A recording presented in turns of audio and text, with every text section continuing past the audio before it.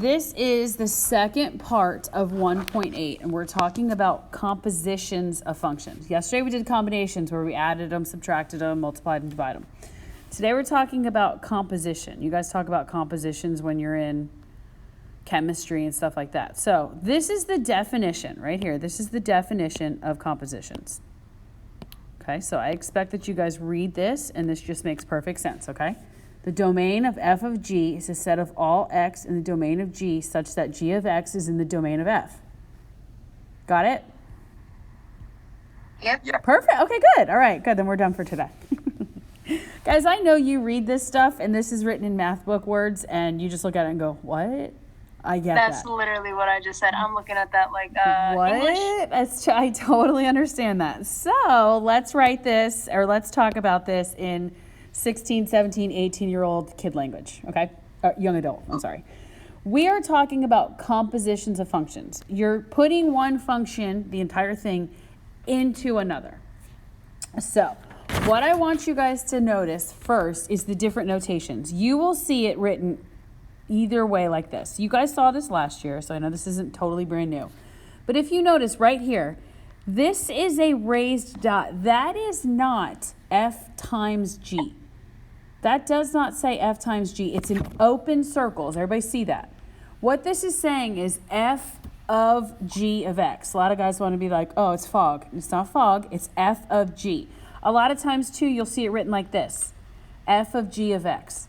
What you need to remember, and I want you to write this down, is you want to work from the inside out. What I mean by that, when you have notation and it's written just like it is here in this example, all right, when I say work from the inside out, what this question is saying is take the g function, right, whatever it is, and plug it into the f. Do you see how the g is the closest thing to the x that's on the inside? Take that, plug it into f. That's what it's saying. So this is just going to be a lot of algebra. Nothing you guys can't handle. We are going to talk about domain because there are going to be some restrictions in some things, but we talked about that yesterday and it wasn't a big deal. So we are going to now perform some compositions of functions. Let's look at example 6. Does everyone see the two functions that they give us? They give us the f function and the g function. Yeah, agreed? Yeah. So the first thing you're going to do is you're going to create a composition. You are going to work this out algebraically in terms of x, then we'll plug in 0 and 1. So the first thing I would say to you guys is to write down the functions right underneath so you can see this. When I make answer keys, guys, when I do your homework, when I do stuff like this is exactly how I do it. I'm not telling you to do extra work that I think is just silly and I wouldn't have you do it. I write all this stuff out because to me it's easier to see. So the way that you would read this first question is f of g of x. It may also be written like this, f g of x. What this is saying is take the f function, right? Take the g function, whatever the g function is, and plug it in to the f. Does everybody see that? We're working from the inside out. So literally, watch, you're taking this g function and you're plugging it into the variable in the f function. So I'm going to say, as I go to evaluate this, instead of x, I'm going to plug in 4 minus x squared, right? We are replacing this x in this function with the other piece. And then I'm going to rewrite the rest of my f function. What else is in there? It's x plus what? X plus 2. Plus 2. Now, algebraically, we're going to simplify this. When I simplify this, is there anything else that has an x squared? No, so I have negative x squared. And then what's a 4 plus 2? 6. Okay, so my composition of function, when I take the g function and plug it into the f function, I get negative x squared plus 6. I found my composition first. And then now they're going to ask me to evaluate. They're going to say, okay, well, what's the answer when I use 0? And what's the answer when I use 1? Does anybody have any questions about what I just did on that first part in letter A? Carlos. No. I was just Now I'm going to find the composition. I'm going to write it like this so you guys are seeing the different kinds of writing that you can have. But they want me to plug in what number? 0 and They 1. want me to plug in 0 and 1. So this is my composition of those two functions. That's when we put them one into the other, we got this. So now I'm going to plug in 0. So negative 0 squared plus 6.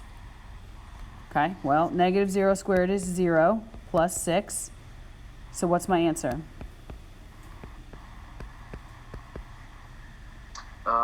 What's 0 plus 6? 6. 6. There you go. Now I'm going to do the exact same thing, but now they want me to plug in what number? 1. 1. No. So I'm going to take Yeah. my composition that I found already, f, I'll write it both ways so you guys can see it both ways, f of g of 1, and my composition of the functions was this. So now I'm going to plug in 1. So I have negative, then I have 1 squared plus 6. Well, 1 squared is 1. So this is negative 1 plus 6, which is 5. So f of g of 1 is 5.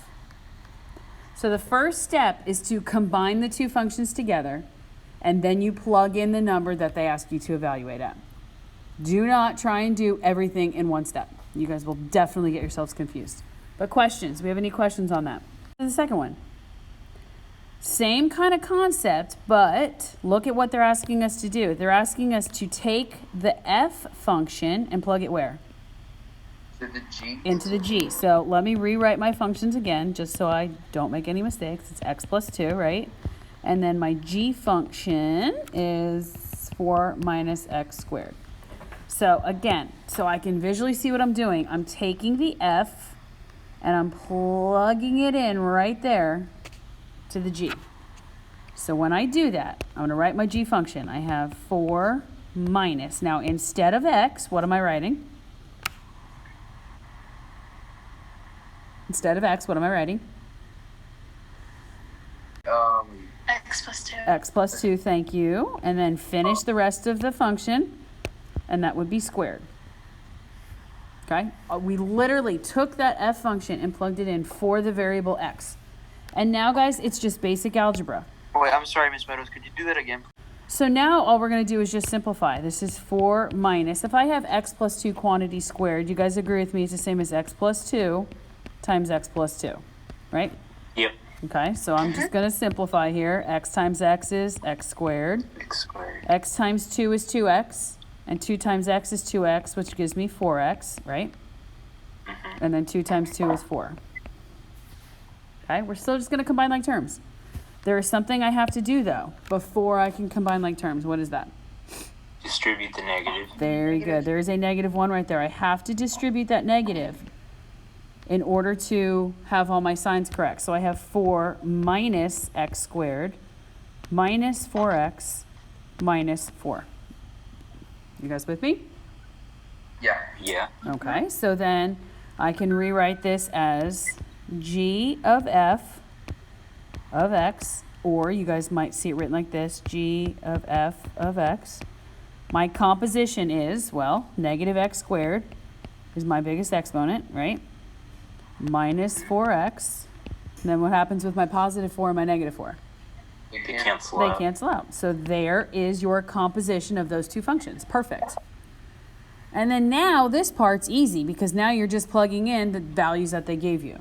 So I'm going to evaluate. I'm going to say g of f of 0. So I take my function, which is negative x squared minus 4x, and I plug in 0. What is negative 0 squared? 0. Minus 4 times 0. Still 0. It's still 0. So g of f of 0. When I plug in 0, I get out 0. 0. That's it. Now, the next one asks us to evaluate when x is 1. So I have negative x squared minus 4x, negative 1 squared minus 4 times 1. That negative is outside, guys. It's not saying negative 1 times negative 1. It's saying 1 squared is 1, then make it negative, minus 4. So I have g of f of 1 equals, what's negative 1 minus 4? Negative 5. Perfect. Now, let me give you guys some time to... We did one of these find domains yesterday, and you guys did a really good job when we were talking about it, looking at it. But they're saying find the domain of f of g. So what we are doing first, they're telling us what function to do. We're saying f of g of x. So explain to me, ladies and gentlemen, what this means. I'm going to take the what and plug it in where? So you're going to take g and plug it into f? I'm going to take g, plug it right in there into f. Perfect. So I like to just write the functions out again. I know they're written right there. For some reason, it just makes me feel better if I write them down again. If that's annoying to you, then don't do it. Just me. Okay, so let me visually see what I'm going to do here. I'm going to take the g and plug it right in there for the x. Okay, so I'm going to say the square root of 9 minus x squared. Everybody with me? Yeah. Okay, so if this was just my x variable, this would be squared minus 9, correct? All you're doing is replacing that whole expression into where just the x is.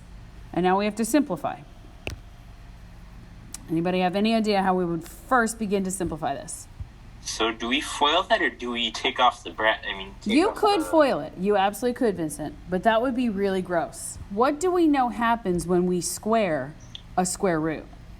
It cancels out. Very good. So I'm left with 9 minus x squared minus 9.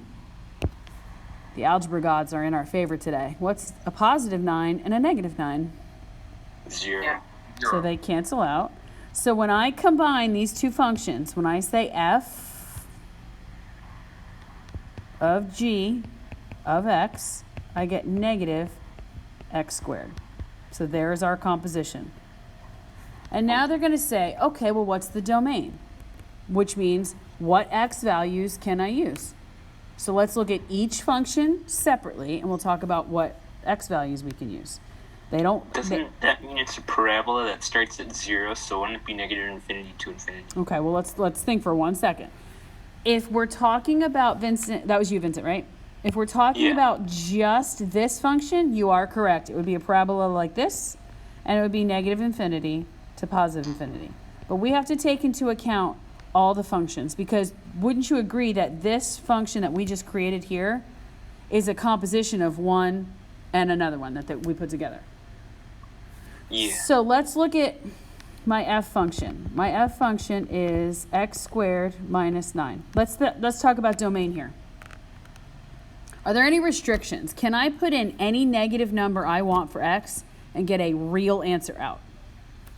Yeah. Yes. Can I put in 0 for x and get a real answer? Yes. Yes. Can I put a positive number in for x and get a real answer? Yes. Yes. So this one has the f function has no restrictions. We're good to go. So let's look at g. I have the square root of 9 minus x squared. Guys, we're talking about real answers only. Real answers only. What do we not want underneath the radical? Negative. A negative number. So I have to say, well, wait a second. The radical... What's a not real number? An imaginary one. Like if you had the square root, good question. If I had the square root of negative 5. That's a number, it's just imaginary. Like if I had square root negative 4, my answer would be 2i, right? That's imaginary, that's not real. So negative radicals? Yeah, a negative underneath the radical, yeah. So I know that this radical has to be greater than or equal to 0. It has to be, because if it's not, then it's going to give me a negative number, and then that's not going to work for me. The reason that we set up this inequality is because this is going to tell us what the notation is on our domain. If it's greater than 0, we're good to go. Can I take the square root of 0? Yeah, it's just 0. It's just 0, so it has to be greater than or equal to. What does my notation look like if I have greater than or equal to. Do I have brackets or parentheses? Brackets. I have brackets. Good. So when I do my domain, what that's telling you is you're going to have brackets. Okay? And now we're going to do what we did yesterday. We found those critical points, remember? We set up a little equation and we said, okay, well, 9 minus x squared can't be 0. 3 and negative 3, right? Excuse me? It could be 3 and negative 3, Right, right? those are our critical points. That's what we're going to find. If we were to solve this, we would get 9x squared, take the square root of both sides, and I get x equals plus or minus 3. Now, we do this to find out the domain. We did this yesterday.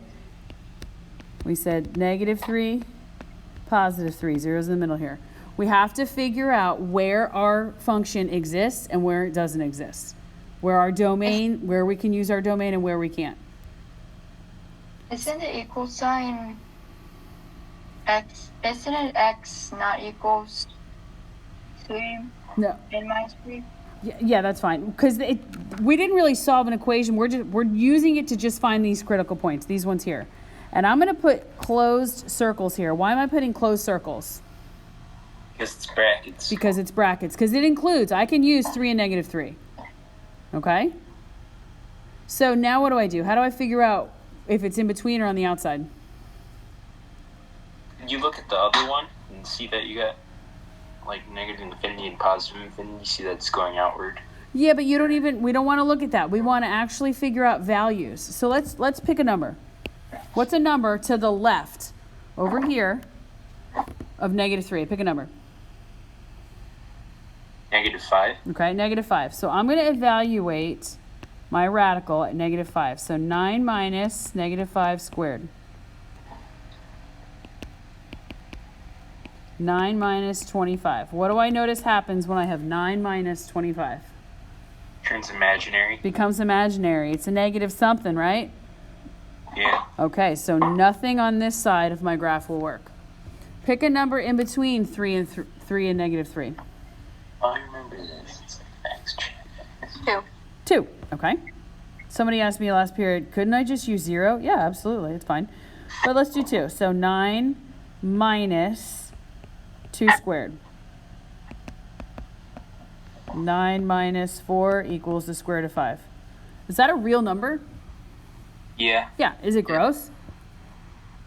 Yeah. Yeah, but does it work? Yeah. So, okay, this Yeah. is good.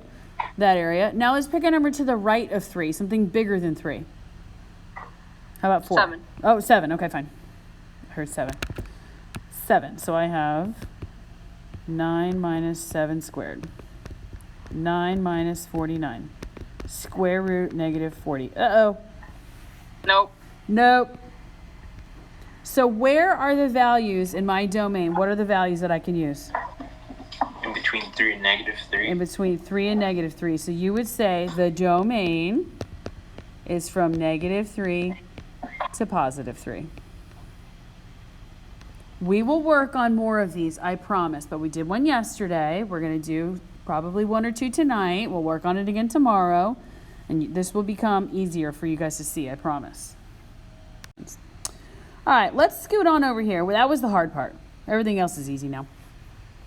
All right, we are going to now, we'll go up here to example 5. A quick question. Sure. Why do we only When you're forming compositions, this is what we're doing, all right? We are going to form the function f of g of x, meaning we're going to take the g function, plug it into the f. Then it says find, evaluate, figure out what happens when I plug in 2 and figure out when I plug in 0, okay? So a lot of people ask me, what does this mean? All they're telling you is that in this case, for this function, you're only considering where x is greater than or equal to 0. That's all the real numbers. That doesn't really mean anything to you guys. I understand that. So I'm going to rewrite this as we're going to find f of g of x. That's what we're going to find first is the composition. They want us to find the composition. So my f function is the square root of x. My g function is x minus 1. So I work from the inside out, right? So I take the g function and I'm plugging it in to the f. Does everybody agree with me? Everybody with me? So my composition of this function happens to be the square root of x minus 1. See that? When we combine them together, the x minus 1 goes underneath the radical, and that's what we have. Yeah? Yeah. Okay. So now we're going to evaluate or find, if possible, f of g of 2 and f of g of 0. So I'm going to find out what the value of this function is when I plug in 2. I meant to put a 2 there. So I have my composition, and then I'm going to evaluate. The square root of 2 minus 1 equals the square root of 1, which is what number? Plus and minus 1. It's actually not. I'm glad you said that, Vincent. Last period said the same thing. If I was solving x squared equals 1, and I put the square root over, then yes, I would agree I get plus or minus. But is the square root already in existence? Oh. Right? If it's already there, then you just account for the positive. So the square root of 1 is just 1. So when I evaluate the composition of function, the f of g of x, I get the number 1. Now they're going to say, well, what's the domain? Or they may not ask that, but I'm asking you this. What's the domain? You guys can tell me this. The domain of this function, you guys can all tell me this just by looking at it. The domain of this function, right here. What can I use? Can I use every single number in the world? Everything greater than 0. Okay, my radical has to be greater than 0, right? Mm-hmm. So if I plug in 0 here, what happens? 0 minus Just 1 0. is, no, 0 minus 1 is what? Oh, in that radical, I was looking at the other one. Never mind. That's negative 1. Negative 1. Which is an imaginary number. Right, so we can't use that. So what's my domain? What do the values have to be? So is it 1 to infinity? Yeah. Guys, look at this. The square Right, root number 1. of x minus 1 has to be greater than or equal to 0, right? So find that point. If I have the square root of x minus 1, cannot be 0. Square both sides. X minus 1 cannot be 0. Add 1 to both sides. It's got to be bigger than 1. Got to be bigger than 1. So your domain would be 1 to infinity. And you can think about that. Just think, if I put 1 in here, 1 minus 1 is 0. Square root of 0 is 0. You're good to go.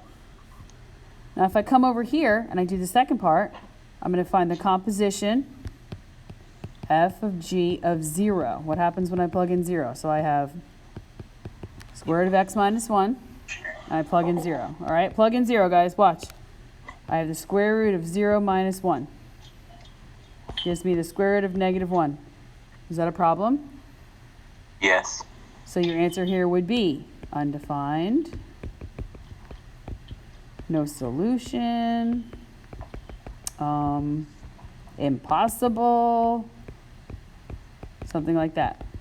Because the square root of 1 is imaginary. So there will be times, that's why it says right here, if possible. Is it possible to combine these functions and to evaluate it with the number 0? No. That's what they're showing you there. It is impossible. Now we're going to go to the end here. Now, the end here is nothing for you guys to freak out about or anything. This is just leading us into inverses. So I'm going to work this out and show you. This is talking about when they, look, f of g equals g of f, meaning they're compositions of each other. When you plug one into the other, and then vice versa, you end up with the letter x, and I'll show you this in a second. So if I have f of g, this means I'm taking the g, plugging into the f. So my f function is 2x plus 3, and my g function is 1/2 x minus 3. So I'm taking the g and plugging it into the f. So I have 2. Instead of x, I write 1/2 times x minus 3, right? Plus 3. Now, if we were solving this, I understand you guys would tell me, well, I'm going to distribute the 1/2. You don't have to do that. You do not have to do that. What happens when you have 2 times 1/2? Cancels out, yes? So I'm left with x minus 3 plus 3. Well, what's x minus 3 plus 3? Just plain old x. Now I'm going to go down here and do the exact same thing. I have my f function, which is 2x plus 3. And I have my g function, which is 1/2 x minus 3. And they're asking me to take the f and plug it into g. So take f and plug it in right there. So I have 1/2. Instead of x, I'm going to write 2x plus 3. And then I finish the function, minus 3. Well, let's combine like terms. Positive 3 and a negative 3 cancel out. 1/2 and 2 cancels out. I'm left with just plain old x. When you plug one function into another and vice versa and get x equals x, those are considered, excuse me, compositions of each other, which will lead us into what we're doing tomorrow. Okay, you don't have to write this part down. You guys did this last year, and once I show you one example, you're gonna be like, oh yeah, I remember that was so easy. If I had like y equals, well actually it'll say, hang on, f of x equals 6x plus 4. Well, f of x is a fancy way of saying what? F of x, fancy way of saying what? A Y. Y, okay? In order to find the inverse, algebraically, does anybody remember what you do? There's one step you have to do. Say it again. I'm still writing. Okay, but what is the algebraically, what's the first thing you do if you're going to solve for inverses? Anybody remember? You switch the place of x and y. So it'd be x equals 6y plus 4, and then you solve for y. So we'd subtract 4, divide by 6. That's exactly what happened here. Look at these two functions. Look at the f and the g. Would you guys agree with me that in the f function, you're multiplying x by 2 and you're adding 3, right? Yeah. In the g function, you're dividing x by 2 and you're subtracting 3. They are inverses of each other. That's all that's showing. That's just leading you into inverses for tomorrow. Which once we do one or two of those, you guys are going to be like, oh, can we have like 1,000,000 of these? But to prove, you probably won't have one on your test where you have to prove that they're compositions of each other. But the algebra behind it is important to know. To prove that they're compositions of each other, when you plug f into g and simplify, you get the letter x. When you plug g into f and you simplify, you get the letter x. Okay? Well, so you just get x and not the same thing? You do get the same thing because they're both just plain old x. No, I know, but like if